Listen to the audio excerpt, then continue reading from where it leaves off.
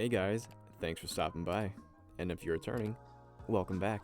Victor here, and today I'm going to share how I make prop weapons. More specifically, this Halo 3 sniper rifle. It's an iconic weapon from an iconic series, and I made it with affordable materials and simple tools. By the end, hopefully you gain a better understanding on how you can make your own prop weapons. So, let's begin.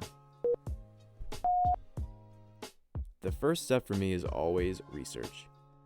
I recommend finding as much information on your project if it is already existing. Up next, we have the template. As always, I keep it simple and begin with some design sketches. I later made a basic line work drawing of the rifle on my computer. I printed it out on a few sheets of standard copy paper and taped them together. Note, I am making this prop slightly smaller than 1:1 because I wanted it to look proportional to me. I'm not a 7-foot tall, genetically engineered super soldier like Master Chief, but hey, I work with what I've got.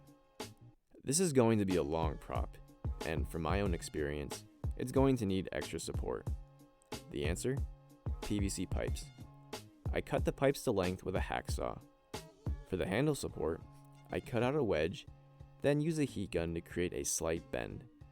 This will reflect the shape of the handle nicely. I cut out a hole where the handle would connect, and I used epoxy putty to join the two pieces together. I wanted the barrel to be detachable, so I decided to add male-female end adapters. And here is my PVC pipe sandwich. I am working with 4 base EVA foam layers, 1 exterior layer, 2 interior layers with cutouts for the handle support, and the second exterior layer. I hand cut these shapes with sharp box cutters and arrange them to how they will fit together.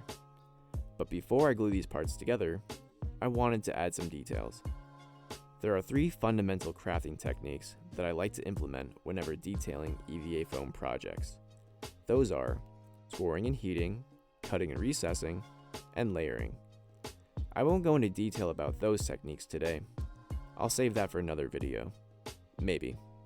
Now I'm going to carefully attach these foam pieces together using super glue and hot glue to secure the PVC pipe. Contact cement would have also worked perfectly. The in-game rifle has a nice rounded top surface where this PVC pipe is, so I decided to wrap a piece of foam around it. This is a similar technique that I used for the prop battle rifle I made earlier. I placed it on and realized I messed up. The piece I made wasn't wide enough, even though I took into consideration the foam's thickness. So now, we start again.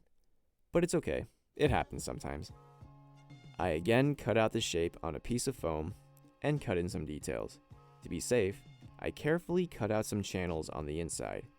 This will help the material to bend more easily. I use a heat gun to soften the foam and bent it to create that curve. This one is much better. Moving on, the barrel that actually sticks out of the gun has this double cone cylindrical shape. I'm going to use this paper roll that I saved from old gift wrap paper. I cover it with 2 layers of craft foam and added some detail. I also reinforced the inside with EVA foam circles. Circles can be tricky to cut, so just practice, take your time, and remember to use sharp blades. These circles will help support the paper roll, like this. To make the cone shapes, I carve from a block of layered EVA foam. I find the centers and use a sharp knife. I then carve away to make the angled sides. It's a bit rough, but after some sanding, it looks a lot more smooth. The front portion of the barrel is another PVC pipe, and I carefully added thin strips of craft foam to emulate the fluting of the in-game rifle. Here's what it looks like all connected. You can see it's getting colorful. That's because I ran out of the black craft foam. It's not a big deal, but it does look kind of funky right now. I'm going to add some more craft foam details to achieve the layering I want on other parts of the body. The colors don't really matter because, in the end, they all help me, no matter what. Before I continue with building more, I want to touch up some uneven surfaces.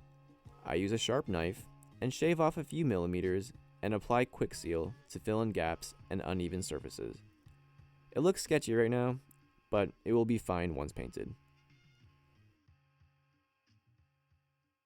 Using my rotary tool, I clean up some edges, and I use a sanding drum to carve in some details. I push the drum ever so slightly off the bit, and this is what will make my circles. It's a fun trick. This gives the impression of screws and rivets. Something I want to take note of is that I am freehanding most of my pieces. My template that I initially made was just a guide, and for the rest, I used my own artistic discretion. Moving to the front of the rifle, I wrapped another pipe with craft foam for the smaller barrel. I even repurposed the cap to my super glue to make some cone shapes. I cut out a hole and glued the barrel in place. The handguard is made of 3 layers of craft foam. I added some internal support with a broken chopstick, and this will help anchor it to the main body. The muzzle brake is, surprise surprise, craft foam. The muzzle brake is just a fancy octagon-shaped box, so I had to break it down into a few less fancy shapes. I recessed a few surfaces to add more depth too. Because I made the front barrel detachable, I decided that I wouldn't glue on the muzzle brake, but rather just have it fitted through friction. That way, I can easily rotate it if it becomes uneven after I screw on the front barrel, sort of like this. The magazine is another fancy box, so same thing again. I use layers of craft foam and refer to my reference photos to try to replicate what I see. I am trying my best here to cut the edges at a 45-degree angle for the lower portion of the magazine.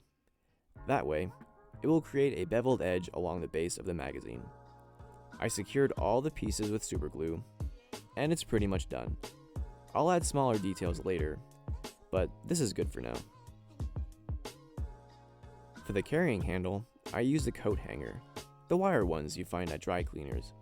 I simply bent it to the shape I wanted. Once I got the shape I wanted, I cut it out with a cutting wheel.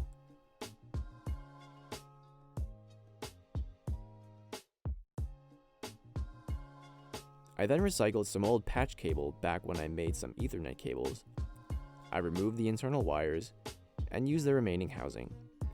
I definitely made this more complex than it needed to be, but oh well. I slowly push the tubing through the coat hanger until it's covered.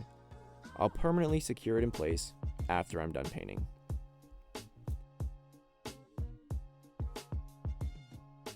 The Bipod construction is similar to how I made the carrying handle. I wanted some extra support, so I scavenged the same coat hanger from before and sandwiched them in between layers of craft foam. I stacked EVA foam layers to make a block, and then carefully sculpted out a pyramid shape. I stacked more foam and sculpted a few more pieces to complete the look. Here's one, and here's two. I will permanently attach them to the body of the prop once painting is done. The scope is pretty complex, but I still follow my protocol. I study my reference photos and make craft foam shapes for the pieces I want. I make the main body of the scope by wrapping these oval shapes with a rectangular layer of foam. That foam layer was scored and heated to create some grooves.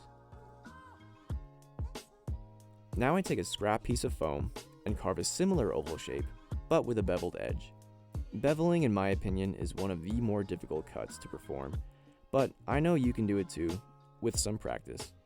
I attached this piece with some contact cement and repeated this in a similar way, but this time I make it a little smaller and I add some details. I recycled some bottle caps too. One will be repurposed for the scope's knob, and I add a layer of craft foam on top. Next, I cut another piece from that wrapping paper roll and wrapped it with craft foam. Similar to how I did that one portion of the barrel, I carefully added thin strips for fluting as well. This took some time. I carve out 2 more pyramid-like shapes, and I attach them together with contact cement, along with the blue-colored piece. I'll leave the scope detached from the rifle for now, because I want to paint it separately. I then made the pieces that connect the scope to the body.